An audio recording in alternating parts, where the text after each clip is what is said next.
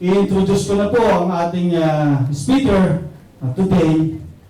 And siya po ay married for 27 years sa ating Tita Pinky. Ano po? Married for 27 years. And they are 18 years in Couples for Christ. Okay. 18 years. Ano po? And siyempre dito po sila nag-graduate din sa Dubai. Please welcome Tito Andrew Arisa.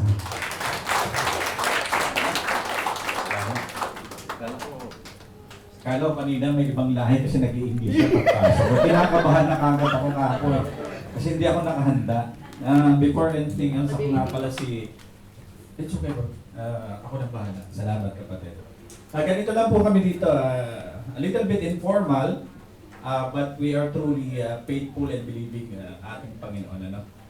Sabi nga ni Brother Pops,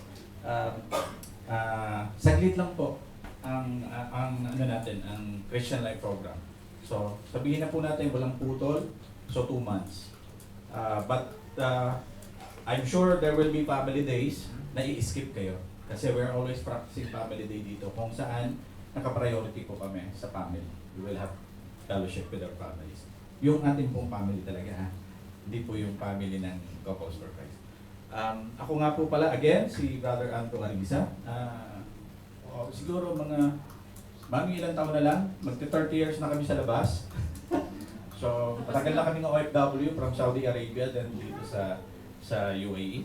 So, I know some of you are reluctant to join when you are invited. Siguro may some degree of harassment coming here or talagang kinidnap kayo. Meron pumarada sa harap ng bahay nyo at talagang hinata kayo, dinala kayo sa sasakyan, tapos dinala rito. Kasi na-experience ko kanina yung isa. Ayun, yata si Brother Jay at saka si Ken. Nakita ko sila, pumaparada akong ganun. Kidnap tong dalawang to. Kasi meron sila, may VIP. Ewan ko, pinagbuksan yata ng pintupa. But anyway, we are so glad that you are here. But because what we are doing here is not only noble, but holistic. Ito po ay trabaho ng Panginoon. Evangelization po ito. Ito po yung Great Commission na inatang sa atin ng Panginoong Jesucristo bago po siya umangat ng langit. Now, papakilala ko po sa inyo yung aking ex-wife. Ang misis ko na po kasi siya ngayon. Yan, si SFC po siya since, anong batch ka? 96. So, siguro after lang po nung first batch ng SFC, sa Mandaluyong sila po yung second batch. No? So, mas holy po ang asawa ko kaysa sa akin. Kasi during that time, di pa ho kami magkakilala. No? Ako po ay saksi ni Batman pa before. No? But anyways, mga kapatid, so I started we started in CFC. Actually, my wife is trying hard for me to join in this community. Alam ko, boring to eh. Kasi hindi ko trip yung ganitong mga organization or this kind of religious group. Ayoko yung nagtataas ng kamay, ayoko yung nagpe-praise the Lord na ganyan. Kasi macho ko eh. Di ba? Sino mga macho dito? Taas ang kamay. Di ba? Macho ko dati eh. Hindi ako mapasunod niyan. Kung anong trip ko, airsoft, basketball, yun ang ginagawa ko. Bahala ka, mag-malling ka. Total, naiinip naman ako pag nagmumall ka eh. Sabihin niyo, brothers, hindi kayo naiinip pag nagmumall si Mrs. Tagal, di ba? No? Pero dito, nare-resolve yan sa CFC. Kasi mayroong formula yan paano. Sundin nyo lang sila. Ganun lang naman eh, be obedient, no? Pagka shopping time, Mrs. time. Amen? Tama ba? Okay. Ganun lang yan. Pero pagka happy time, sister, kailangan pa sila ng maraming talk dito. No? So mga kapatid, yung first time na in-invite ako, God's love din, no? In orientation. Ito ang nangyari. Sabi ko, hindi ako papayag. Hindi ko talaga trip eh. Dinala ko si Mrs. sa gold soup. So alam niyo na. Di ba? Binili ko siya ng gold. So successful. Kasi ang pagkakaalam ko, isang beses lang. Eh during the time nung kami po ay nag-attend ng Christian Life Program, 12 talks, imagine 12 months. 12 weeks, 3 months. Sabi ko, Lord, hindi ko kaya to. linggo-linggo dadalhin ko ng gold sock ang misis ko. Nauubusan ako. So, to cut the story short, umaten ho ako ng Who is Jesus Christ. At hanggang ngayon po, 18 years, na, ibig sabihin nakatipid po ako. But that doesn't mean na hindi ko dinidate ang misis ko, ha? Hindi ko binibili ng gold yan. Binibili ko pa rin po siya ng gold. Amen? Mami, please affirm. Yan. Yan po yung aming history ng misis ko, no? Kaya nandito po ako sa Couples for Christ for 18 years na po. So we enjoy this vibrant community. Sa community po na to, we do not force. Brother Jay, ang chapter head ng chapter 2B3, we do not force. Ako po ay chapter ng 2B1, we do not force. We encourage. Okay po ba yun? We encourage. Kasi yun po ang gusto ng Panginoon. He encourages in every one of us. Amen? Yung pala, nakalimutan po natin, may clicker po pala. Dati po, Manila Bulletin yung Manila Bulletin. Manila Paper. Sino po nakaabot ng Manila Paper? Yung taas ng kamay. Huwag kayong mahiya. Pag nag-present po dati sa school, Manila Paper. Pag meron kang pentel pen, mayaman na kayo noon. So kung may PowerPoint po kayo ngayon, kung ano man presentation, magpasalamat po kayo sa Panginoon. Kasi napakahirap pong gawin ng presentation before. Kasi kami po, nung nag-i-start ako mag-talk dito sa community ng Couples for Christ, nahihirapan din ako mag-prepare ng presentation ko. No? Kasi digital na noon, dumating eh. Kami po, copper pa. Ibig sabihin yung bakal. Ngayon, fiber optic na, no? No, copper ko kasi nagsimula. I'm working as a telecommunication engineer dito sa UAE. We are a government contractor. So I'm serving National Guard and Naval communication system ng UAE. So secure communication and monitoring. Yun po yung aking nature of work dito. Masaya po kasi nalilibot ko po yung buong UAE, Middle East and Africa. At the same time, nasa-serve ko pa rin po ang Panginoon. Ganun po kabuti ang Panginoon sa akin. He was able to manage my time despite of the task and responsibility that I have in my personal life, in my career life. Amen? Sige po. Then, we're going to talk about God's love. No? Today, we're going to talk about God's love. No? But before anything else, kailangan po natin okay? Bumalik ulit sa amin. Ayan, okay. What are the things that you are most grateful for? So bago po, gumising po kayo, bago kayo natulog kagabi, ano po ba ang pakiramdam natin?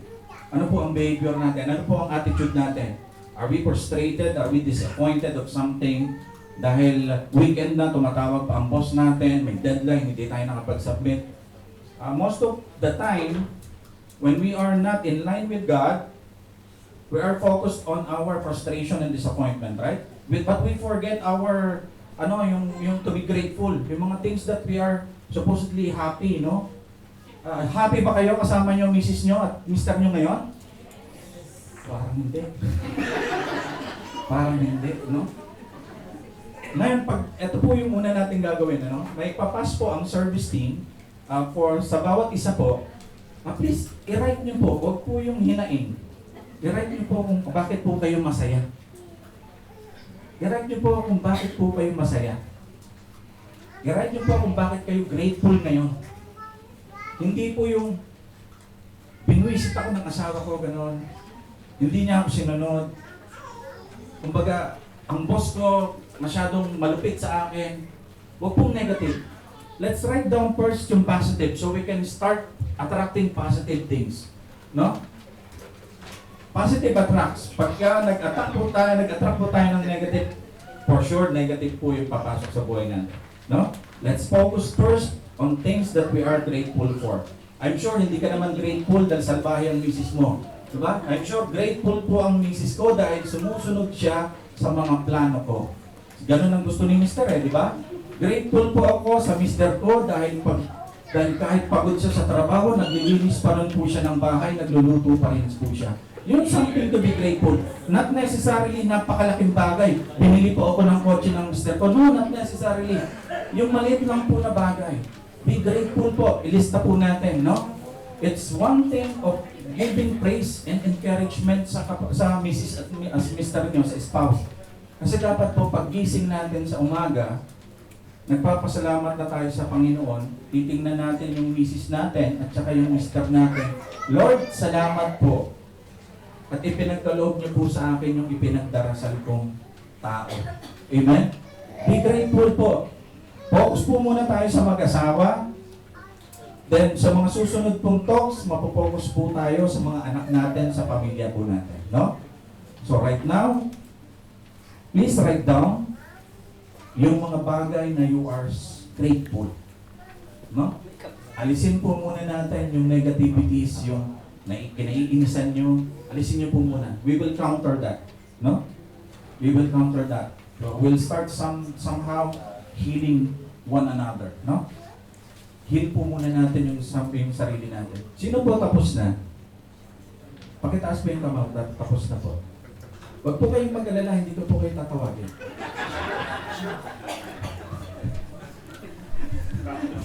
Sige, tanda ka yan, Sis Jean.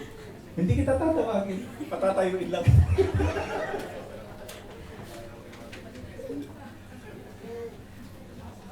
Okay na po. Ayan, sige po, siguro mas maganda, we can make it as as a habit na po. Siguro since we start our Christian Life program, we will pray na matapos nyo po yung the whole series po, yung 8 talks. Then can you do it every day? Na be thankful, write down something in your list kung ano po yung mga grateful kayo. Para maalis po natin yung focus natin sa mga disappointment and frustration. And those frustration and disappointment po natin, we can convert that into offerings through prayers. Kailangan po yan, hindi po natin sinasarili yan eh. Di ba? Tinataas po natin yan sa Panginoon. Lord, naiinis ako. Kailangan mo po ng tulong. Pray ko po sa inyo to, lift ko po sa inyo to, offer ko po sa inyo itong mga problema na ito. Amen? Mas madali po yun kaysa kinikimkim po natin. So, anybody here can share yung list of gratefulness niya, yung mga grateful things niya. Siguro matuturo na lang ako ng hindi ko kilala. Si Arjun. Pasensya ka na, Brad, ngayon lang tayo nagkita. Dahil kapatid, yung list na lang, yung grateful ka. General naman yan. I think, siguro mas maipagmamalaki natin yung something that we are grateful, di ba? Kaysa naman yung mga bagay na pumalpak tayo. Tama? Sige, one lang, kahit isa lang. O siguro kahit lahat na siguro para wag naman natin ma-isolate si Arjun. Lahat na lang, kahit one word lang. Pero pag nasabi na, kailangan wag nang ulitin. Di ba? Because I'm sure, lahat tayo, mayroon tayong something to be grateful today. Di ba? Start natin si Arjun. One word lang, Brad. Why are you so grateful? Sige, one sentence. What's it? I am grateful because I am turning 40. Wow! This is something that I am proud of. Kasi before po, nung pag sinabi, uy, 30, mag-40 ka na, parang sinasabi nila, uy, parang papunta ka na sa... Pero nowadays, pag kapunta ka na ng 40, that means you have reached the midlife. And it's an opportunity to live longer. Midlife, ha? Yeah. Kind life. I am grateful because we have a new band name, CL. Amen. I am grateful that I woke up next to my wife, so I had another day with her. Actually, yun ang first most grateful. I wake up next to my husband. Okay, next, I think, okay, I'll just choose you. Okay, grateful to be part of attending the CLT also. Then, meeting with Paul and his wife finally. Amen.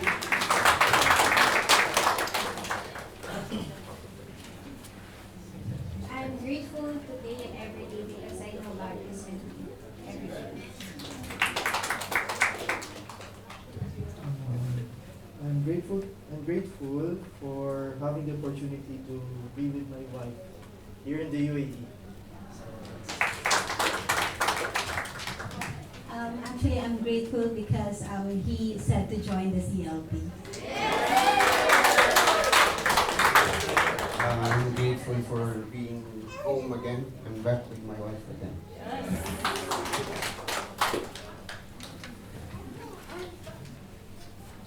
So today I'm grateful for the courage to answer the call together po. Kasi nasa SFC pa lang ako before, ayaw na ng husband ko mag-join. Okay, good afternoon. My name is Jay. So I'm actually thankful for this day because initially talaga hindi ako nag-agree na mag-join because sa schedule, sa duties. So dati isang day off lang, then I know, kasi tanda ko kasi madami ka pang chores, pupunta ka pa ng church, and then this is additional. But luckily, 2 weeks ago, there has been a career change which I am thankful for as well that made this way possible, or this day possible for us. Thank you. I am grateful because I am grateful with my wife because she's always beside me in your ups and downs. So I am grateful for her. I'm grateful today because for the past years of encouragement, Maklet, you did it. I'm here today. And I'm grateful for my husband for taking care of me in everything and being patient always with me when I'm having a hard time. Thank you. I'm grateful for my husband. So hindi ko kasi ulat para ma-shock siya. I recommend kasi po, pumayag siya na pumunta kami dito and for always supporting us po. Yun lang. Hello, ako nga pala si Jason. Actually, isa lang yung list of good health lang kasi alam niyo naman ngayon masyadong maraming sakit. So, once na meron kang good health, everything will follow na. Like, you can go to work, provide for your family, spend time outside, good times with wife and son. So, that's about it. Thank you.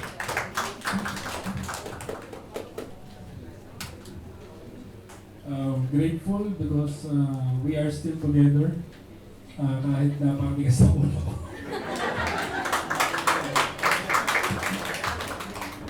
Grateful for my family, tsaka grateful na sumama siya.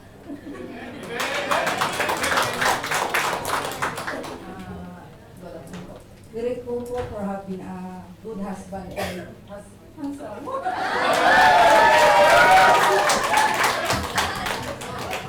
Hi, good I'm always grateful because I'm still alive with the grace of God and I'm still with my family, especially my wife.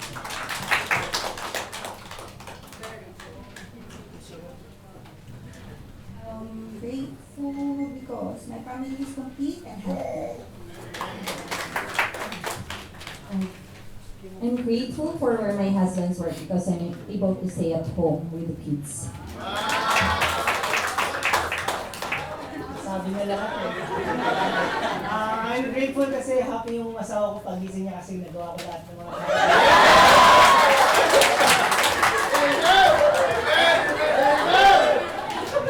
I'm grateful for the everyday life that God gives me, not just for me, for my family, my wife's family, relatives and friends, and most especially, I found God. I'm grateful for knowing that I have a loving God, and I'm grateful for the happy and the intact family. Yeah. Hello everyone, I'm grateful and excited to meet you friends. I'm grateful po sa healthy family and for my wife. Grateful ako today kasi nag-enjoy yung family ko sa breakfast at weekend. I'm grateful for my husband's love, patience, and for everyday making boundaries. I'm grateful for my husband po, tapos sa mga in-laws ko, and sa family ko na nakaka-support me.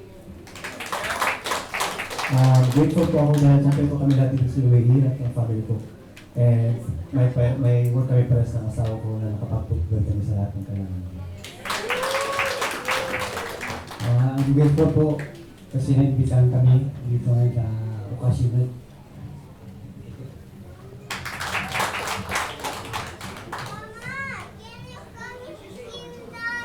Ayun, thank you. Ano po ang pakiramdam? Masarap, di po ba? Masarap, di ba? Pag yung inyong kabiyak lifting you up. Di ba? Yung pinagmamalaki kayo. No? Di ba mas maganda yun yung practice natin everyday that it somehow overcome yung mga disappointment natin sa relationship. Di ba? Let's make it more bigger, you know? Yung nagagawang maliit na bagay ng mga asawa natin, let's practice more appreciation. Tama ba? Mas maganda yun, ano? Mas maganda yung pakiramdam ng bawat. Sa palakpakan po natin yung mga bawat kasama. Maraming salamat sa inyo. Now, can I ask everybody to read this chapter of Bible verse from 1 John chapter 4 verse 16. God is love, and he who abides in love abides in God, and God abides in him. Amen. Do you love God? Because God loves us, no? So yan lang po yung dapat na nasa sentro ng buhay natin, ano, bilang mag-asawa. Ang Panginoon, ang pagmamahal niya, no? Yan po, hindi po tayo niyang paghihiwalayan. Now, what is God? God's love. The first God's love is creates, no? Magkakwentuhan po tayo dito. Sino po yung umabot ng catechism during ng elementary? Wala. Inabot mo pa rin. Parang ilang taong ka na ba? Kasi nagugulat ako. Parang 25, 30 ka pa lang eh. Ilang taong ka na? 37. Nasa Christian school ka? Catholic school? Public school. Public school.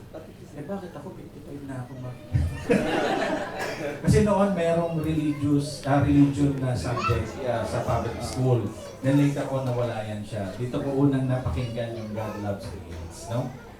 God loves creates. Alam niyo naman yung story ni Adam and Eve, right? Di ba? But before that, yung original blessing natin ng Genesis chapter 1, yung book of Genesis, ano pa po ang ginawa ng Panginoon doon? Ano? Let there be light. Di ba?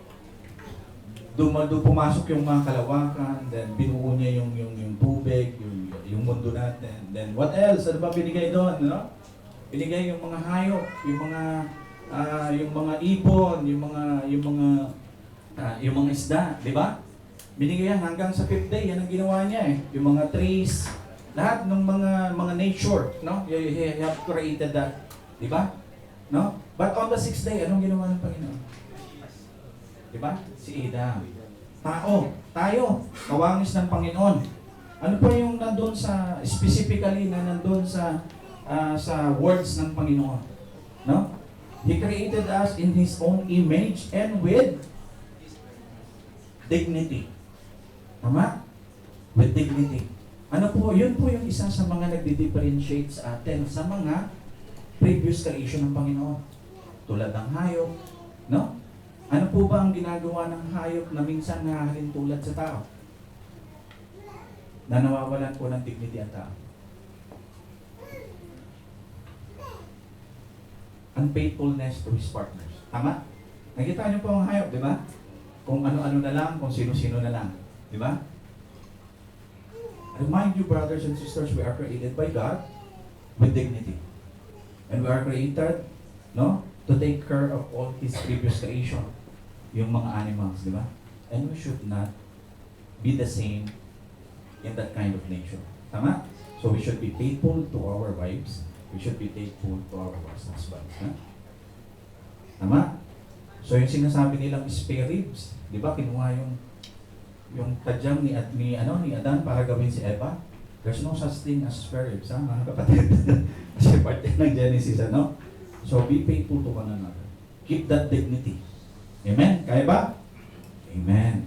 Yan naman maganda, no? So God created mankind in His image, in the image of God, He created them. Male and female, He created them. Tingnan nyo nga yung mga misis at mister nyo.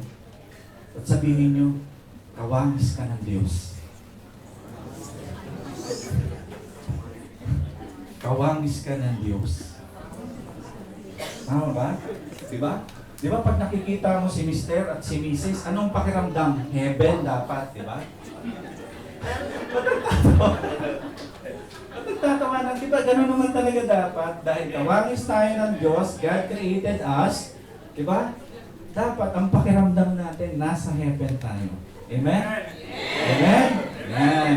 Kasi inaalis ka natin yung negative kahit gusto nyo tawagin demonyo ngayon yung asawa nyo, hindi pwede. No? Kawangis nyo ang Diyos. Kahit anuman pagkukulang ng mag-asawa, kailangan heaven pa rin ang relationship. Amen? Then God blessed them and God said to them, be fertile and multiply. Fill the earth and subdue it. Have dominion over the fish of the sea, the birds of the air, and all the living things that crawl on the earth. Amen? Malinaw po yun, no? Tayo yung nagkukontrol sa hayop, no? Pero tayo dapat hindi tayo nag-aasal. Amen. Then God blessed them and God said to them, be fertile and multiply. Pag-multiply po tayo. No? Ang natural resources po na create ng Panginoon sa mundo ay overwhelming. Sobra po para sa atin. Now, bakit po nagkukulang? Kasi meron pong nagiging sakit. Amen? They don't share the too much resources to those less fortunate brothers and sisters. Tama? So we have to exercise sharing of our resources. No? Ginagawa niyo po yan sa mga pamilya niyo, no? Pagka nagigipit yung mga pamilya natin sa Pilipinas, tayo mga OFW, we support them.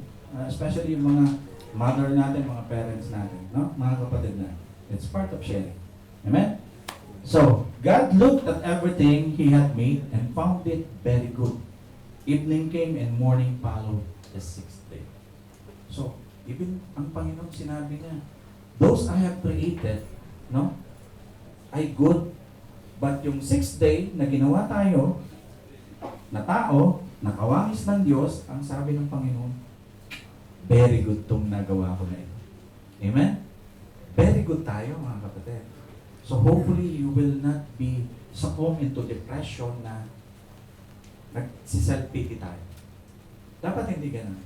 You have to keep that in mind, that you are created by God on purpose and with a purpose. We just need to have that right guidance, no? The line, no? Yung mga plans po natin should be in the line of the plans of God. Diba? Yun lang po natin ang kailangan natin maintindihan. No? So, we have to know our purpose, and we have to know, and we have to keep that in our hearts and in our minds that God created us with a purpose. No? Hindi po tayo putok sa buhok. Hindi po tayo walang kwentang creation ng Panginoon. Amen? Now, God love says, no, do you know this, that's the story of the parable of the lost son on Luke chapter 15, verse 11 to 32? I think you have heard this.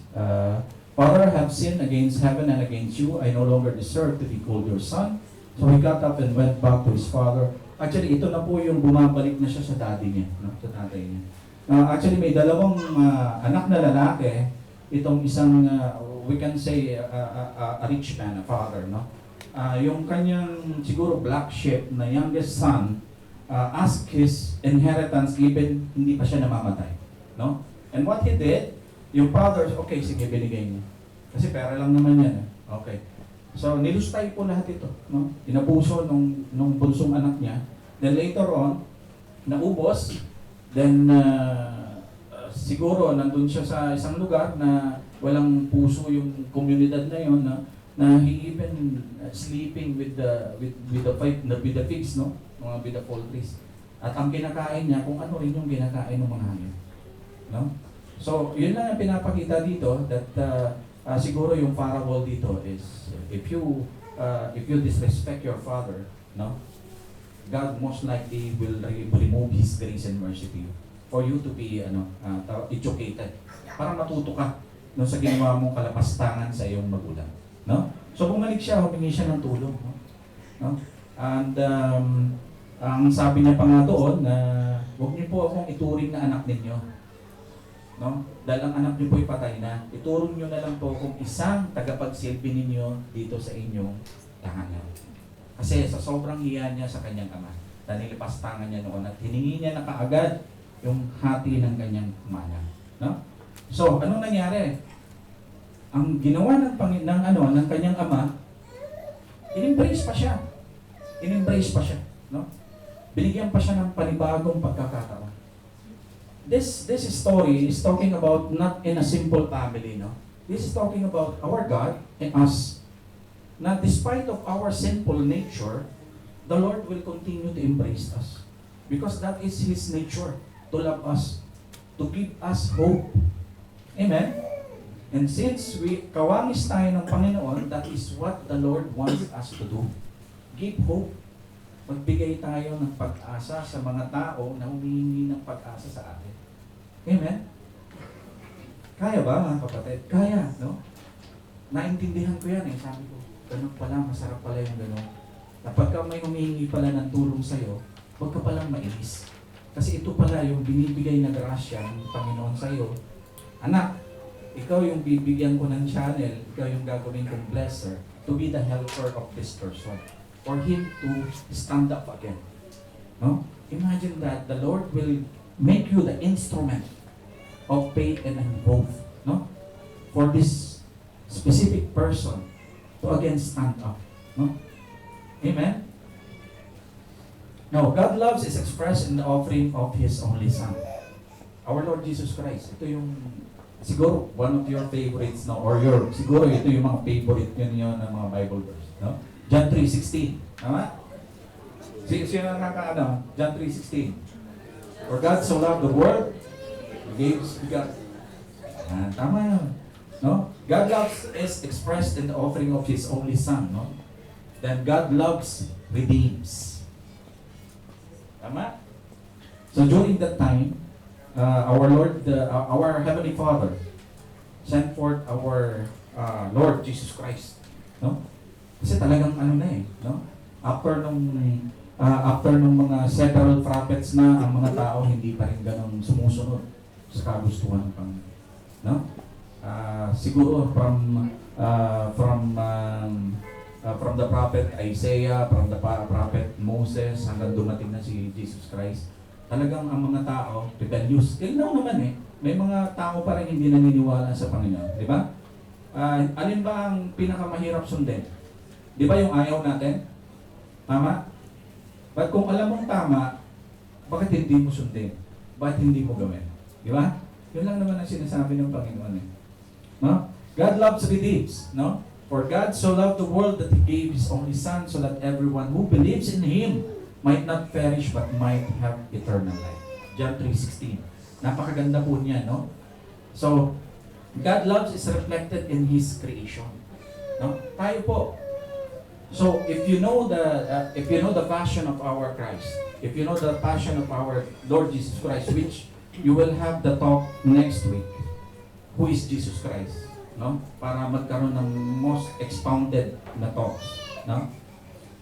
Mga kapatid, yung God love redeems is showing how the Lord sacrifices, no? Imagine, our Lord Jesus Christ, wala siyang kasalanan na, but He accept that weight, no, of clearing us from all kinds of sins, no, that our ancestors have made, no. Ganon din tayo, mga kapatid. That is how God loves us, no. In when God created us, He wanted that plan, His purpose, His objective, no, to be successful, no. Na makamit natin, na yung promise na yan, ma-achieve natin, that the objective for us na ma-receive natin. But if we do not know our Lord Jesus Christ, mahihirapan tayo. No? Imagine. So, hopefully sa talk number 2, para ma-realize nyo kung ano talaga ang mga purpose natin and how we will be able to do it, please be here. Be here on the next talk. No? So, God love is reflected on His creations. God loves is described in the parable of the fathers and his 2 sons. But the fullest revelation of God's love is the sending of the Son to suffer and die so that we may have life eternal. Naniniwala kayo that this is only a transit for us in our next life, eternally? What will you choose? life with our Heavenly Father in His kingdom in paradise, or life with in the other side. Medyo mainit doon. No? So, this is the things that nanaliwanagan ko. No? It's better to be a nice guy. No? A believing person. No? Ito yung naliwanagan ko because it doesn't make sense, no? Nagpapakayaman tayo dito sa UAE. What is the purpose? For us to have what? Big house, cars, then what? Business. Then pagdating mo sa Pilipinas, magyayabang ka, mag-aangas ka doon sa mga traffic enforcer. I think it's not that is very lame reason. I think the reason is God have blessed you to have this time, to have this talent, and to have the treasures that God have blessed you. Siguro ang gusto ng Panginoon, anak, gusto kitang maging managers niyan. Gusto kitang mag-bless niyan sa ibang tao. Amen? But we have to prove it in ourselves that we are really, no? Na, ba tawag dito? Karapat dapat, no? Karapat dapat na servant ng Panginoon. Amen? And hopefully, when you finish this Christian Life program, hopefully all of us will be blessed. And hopefully the Lord will look upon us more often na itong anak ko na to, si Atrio, gagawin, be blessed ko to. Because he will be a blesser to others as well. Amen? Amen? Diba? Saya, no? So God loves sustains. So can we play the video first?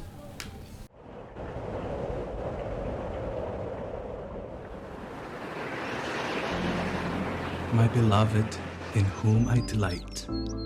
You are precious in my eyes and honored, and I love you. I formed your inmost being. I knit you in your mother's womb. You are wonderfully made. I know you. I know when you sit and when you stand. I understand your thoughts from afar. Come to me, you who labor and are burdened.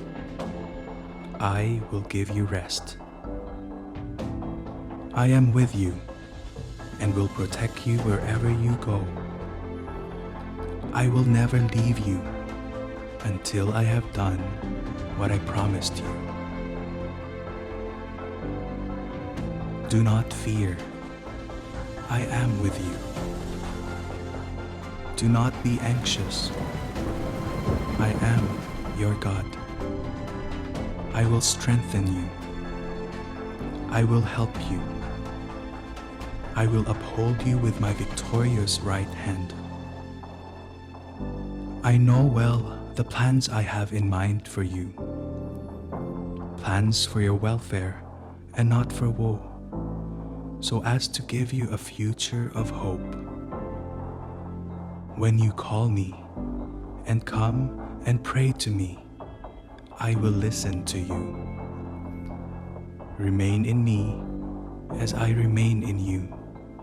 I gave my only begotten Son to the world, so that everyone who believes in him might not perish, but might have eternal life. This is how much I love you. Come to know and believe in the love I have for you. I am your God who is love. Whoever remains in love remains in me, and I in him. You love because I first loved you. Turn to me and be safe, for I am God, there is no other. Behold, I am with you always. Will you be with me? With age-old love, I have loved you. Will you love me too? Love your heavenly Father. So before we have a group prayer, let me share this how the the Lord sustains, me and my wife's lives during the hardest times. This I had also these teachings I learned from this community co-host programs. So mga kapatid, ang question ng Panginoon doon sa kanyang love letter dito sa video, how we be able to love God, no? For us. Kasi ang Panginoon, constant yan. Constant yan siya nagmamahal sa atin regardless pa kung pasaway tayo or what. No? Constant yan siya. But how we will return back that love? Diba? No? So since you know already that we are the same image of God, it is our channel. Yung asawa po natin at saka yung kapwa po natin, diyan po natin po pwedeng ibigay yung pagmamahal ng Panginoon. Amen? Yung pagmamahal na agape, ha? Yung spiritual na pagmamahal. No? Hindi yung physical na pagmamahal. No? So yung pagmamahal na spiritual, sinasabi ng Panginoon. So mga kapatid, no? Sinabi din doon sa video na yun na ang will ng Panginoon is for us to be successful and victorious. Right? So, we all come to know naman in our married life, there will be ups and downs, right? May mga downtime tayo, di ba? Na may mga plano tayo na ginawa, but it did not happen. Tama ba? But sana panghawakan natin yun, yung verse ng Jeremiah 29:11 and yung verse doon sa video ng Matthew, that the Lord wants us to be successful. The Lord wants us to be happy and joy. No? Ang gusto ko lang maintindihan natin is, despite of all those setbacks na nangyari sa buhay natin, ang gusto ng Panginoon is for us to move forward. Alisin na po natin yung pagsisisihan. Kasi napagplanuhan na natin yan, napagdesisyonan na natin yan, and just so happen na hindi lang umayon sa ating kagustuhan. But as husband and wife, we should be team up against doon sa mga challenges sa buhay natin. Na kayong dalawa against each other. Naintindihan ba natin mga kapatid? No? Napakahirap niyan, lalo na yung time na wala kang trabaho. Tama ba? At sabi ko nga, macho ako. Umaasa ako sa misis ko. Napakahirap niyan nung wala kang pera na natuto akong maglinis kasi naghahanap ako ng dirham sa ilalim ng kama kasi gusto kong bumili ng parata, no? Nakatira pa kami sa Rasidia. But love truly sustains. If you believe, no? And remove that pride and ego and lift everything to God, that everything will fall into His place. Na makita mo yung tamang purpose mo sa buhay. Na? At yung plano mo will be in His plan. Same time. Amen? So sana maalis po natin yung ego and yung pride natin sa sarili. No? Siguro ito yung nangyayari minsan sa UAE, na pagka nawala ng trabaho si kapatid na lalaki, and nahihiya siyang humingi ng suporta sa kanyang misis, no? Because of the pride and ego. Sa akin po kasi inalis ko na yan. No? Kasi wala akong magagawa, magugutom ako. No? Kidding aside, mga kapatid, tandaan po natin, mahal po tayo ng mga asawa po natin, at ganon din po tayo mga lalaki, kailangan ipakita po natin sa asawa natin, mga misis natin, na mahal natin sila. At we have to respect and love one another. Amen? So mga kapatid, can I invite everyone, just sit down and just be in a contemplation mood as we pray. Can we pray this prayer all together as we say in the name of the Father, the Son, the Holy Spirit. Amen. Father in heaven, thank you for your compassionate and merciful love. Grant me the grace to remember at all times that your love creates, your love saves, and your love sustains. I invite you to come into my life. I open myself to your blessings, forgiveness, and graces. I offer to you the areas in my life that I am asking for your love to manifest. Father, grant me the grace to know and love you more. Today, I declare that I am your beloved child. Amen. In the name of the Father, the Son, the Holy Spirit. Amen. May God be praised po mga kapatid.